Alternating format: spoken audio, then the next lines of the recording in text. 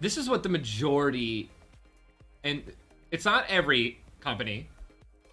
What's up? But all orgs are different. All orgs take different percentages and different things.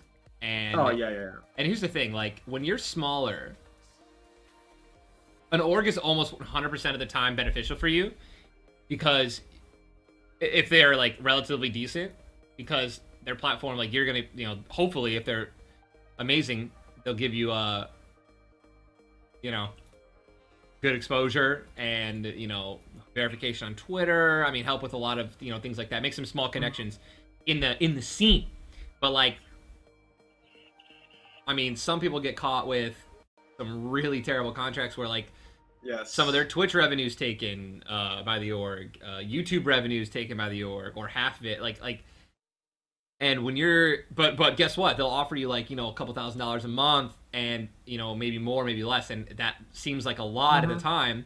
And then you take it, you sign it. It's a fat 3-year deal or something like that, something ridiculously like way too long. Yeah. And if you stay where you are and you're stagnant and you grow a little bit, like it's beneficial. But if you outgrow them, which is, if you're a talented person or talented individual, even if you're not even entertaining, like, and you blow up, all of a sudden you are now in the worst possible position in the world, where this company or this organization is about to take, just complete. They're not going to take advantage of you, but they are like profiting off you way more than you're profiting off them. And guess what? You are stuck in that contract for the term. Yep. It just, bro. Listen, Listen, do not do anything without asking me. I have. Yeah, that's why I text you. I text you literally for anything. I know. Literally, dude. I have dealt with orgs and joining orgs for like 7 years, dude. 7 years of being in and out, of being trapped, of wanting to switch. Like, bro, it is. And nowadays, it's a little different, because a lot of orgs lean more towards, okay, you don't want to compete on our team anymore.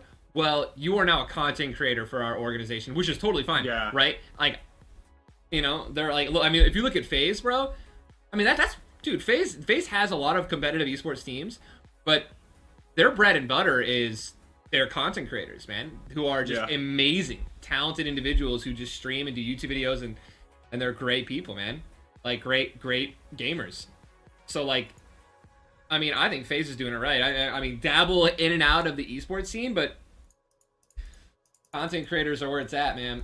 If you own content creators, you own so much power. Yeah, 100%. I agree.